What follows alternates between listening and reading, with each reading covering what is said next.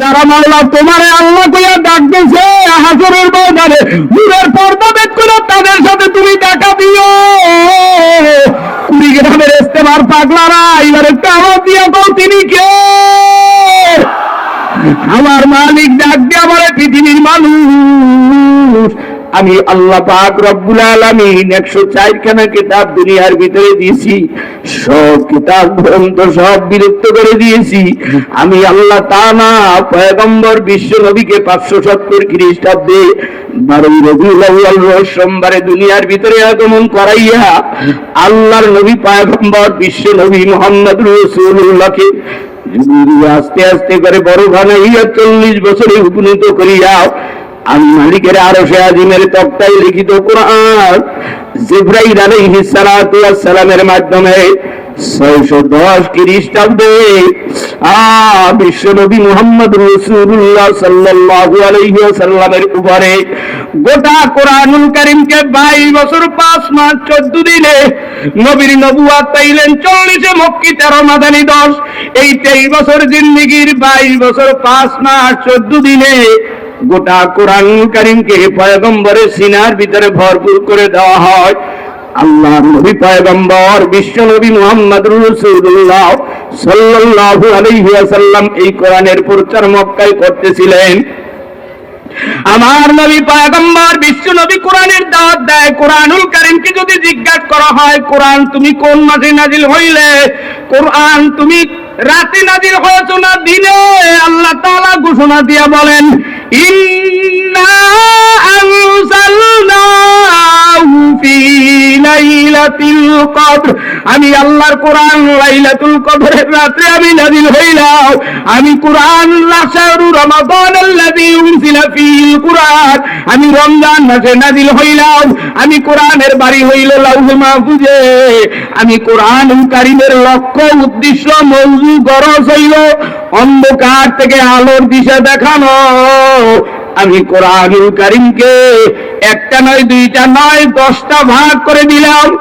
1000 আয়াতকে ওয়াদা সম্পর্কে নাজিল করে দিলাম, 1000 আয়াতকে ভয় প্রদর্শনমূলক, 1000 আয়াতকে ইতিহাসমূলক, 1000 আয়াতকে দৃষ্টান্তমূলক, 1000 আয়াতকে আদেশমূলক, 1000 আয়াতকে নিষেধমূলক।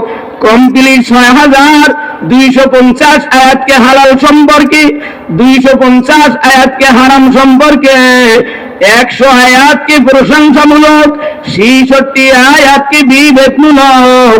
তারই মধ্যে থেকে আমি মালিকের গ্রন্থ থেকে সূরাতুল ফাতিহা তেলাওয়াত করেছি। এই সূরাতুল ফাতিহার ভিতরে আল্লাহ তাআলা 60টি আয়াত নাযিল করেছেন। এই সূরাতুল ফাতিহার ভিতরে আমার মালিক 3টা মেসেজ দিবেন। 3টা একটু আস্তে বলেন কয়টা? আর একটু জোরে বলো কয়টা?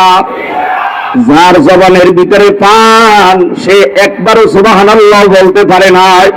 তুমি চিরদিন কুড়িগ্রামের ইজতেমায় আসো, যত মাহফিলে যাও, যেখানেই যাও, মুখের ভিতরে পান থাকলে তুমি আল্লাহ বিলা ডাক দিতে পারবা না বাবা, সুবহানাল্লাহ বলতে পারবা না।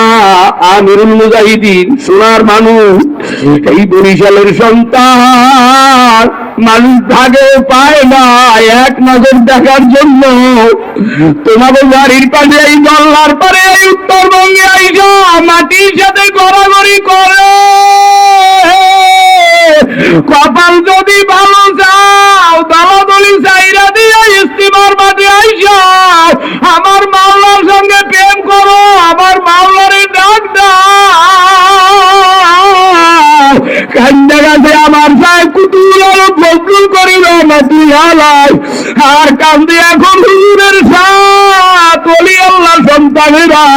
ওরে আব্বা জানেরা তোমাকে দাঁড়ে দাঁড়ে হাতে ধরে পায়ে ধরে, তাদের টাকা বাড়ি গাড়ির কোনো অভাব নয়। দেখিনি এই পথগুলা মানুষদেরকে আমার মাওলার সাথে জোড়া দেওয়া যায় কিনা রে বাবা? আমি গুনাহগারের এলেম নাই, আমল নাই, আমি যুগের কোন পুঁজি না। এই চেয়ারে যে জীবনে বসতে পারবো আমি জানি না।